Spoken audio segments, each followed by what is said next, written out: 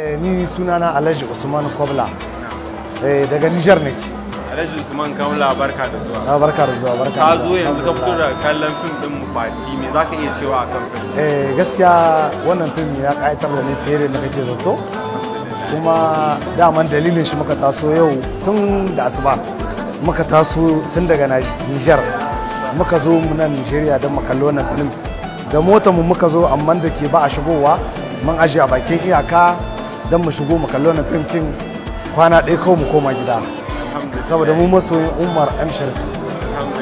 Gaskiya Fati yawara. Me zaka iya cewa akan film din?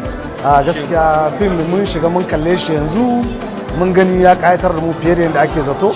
Tunda a wancan lokacin da muke ganin tallal guntu ne muke kallon sa.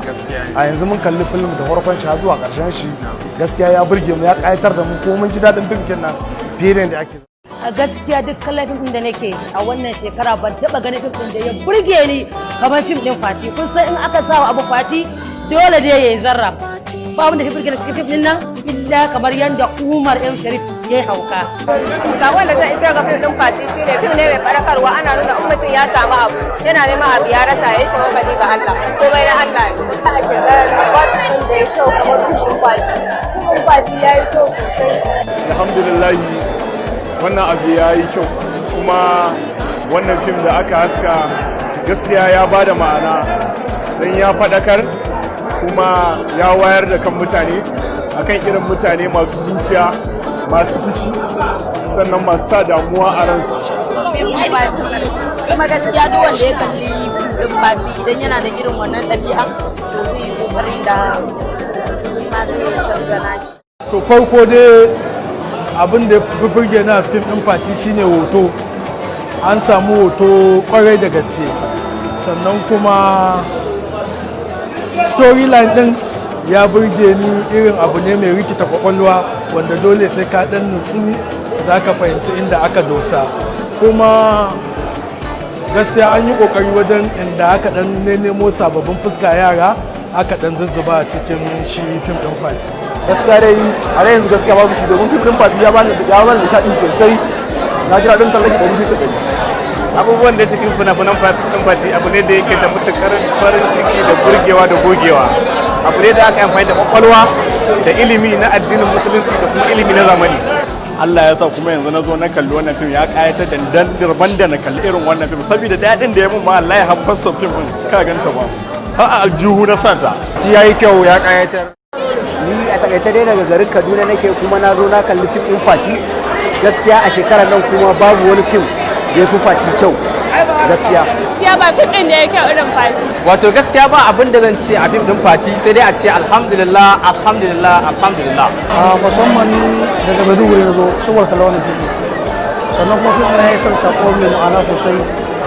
Abinda samari kwanci lura su ce kullum masu jin maganar iyayensu kan su kasance masu tsoron kai. Abin ya bani tausayi matuƙa don har sai da na zubar da hawaye da na kallo na fim. Da gaskiya na ji daɗin fim din sosai, amma dai ba abin da zan ce sai dai in ce Allah ya ƙara basira da kokari. A gaskiyar magana na daɗe ina kallon fim ana, amma ni kuma ban taɓa ganin fim ɗin da na ji daɗin sa. Na ga ya bada ma'ana abin da ake bukata din an same ni a yadda ake so kamar fim ɗin nan. Na zo ga kalli fim din nan kuma alhamdulillah fim ya yi kyau, kuma na ga sakon da ake so a isar kuma ya je. Jama'a sunana Kamal S. Alkali, marubuci mai bada umarni wanda ya rubuta Fati kuma ya bada umarni. Kuma zan so kowa ya zo ya kalla domin ya kashe idansa kwarkwata na abin da muka yi a cikin wannan fim na Fati, sai kun zo. Wannan fim ɗin da mai shadda ya haska fim ɗin ya kasaita, saboda ni ban taɓa kallon fim ɗin da ya burge ni sama da shi ba. Gaskiya wannan fim ɗin ya haɗu wanda bai kalla ba ma ya kamata ya zo ya kalla a cikin wannan satin. Amma fim gaskiya 'yan kallo suna gamsuwa da abin da ake yi. To idan ka kalli fim ɗin Fati darasi kusan abu uku ne a cikinsa. Akwai faɗakarwa, akwai ilmantarwa, sannan akwai nishaɗantarwa. Gaskiya fim ɗin Fati ya yi daɗi sosai. Yana ɗauke da saƙo wadda ya kamata matasanmu su yi amfani da shi wurin kula da irin tarbiyyar da aka ba su daga gidansu zuwa yadda za su yaɗa shi. Assalamu alaikum jama'a, barkanku da yau. To ina mai farin cikin gayyata ku zo ku kalli fim ɗin Fati tare da ni Maryam But. nan film house da yake Kano watakan Shoprite da misalin karfe 6 na yamma yau Lahadi insha Allah da misalin karfe 6 na yamma kar ku manta zan ba da ticket guda 30 kyauta sai kun zo.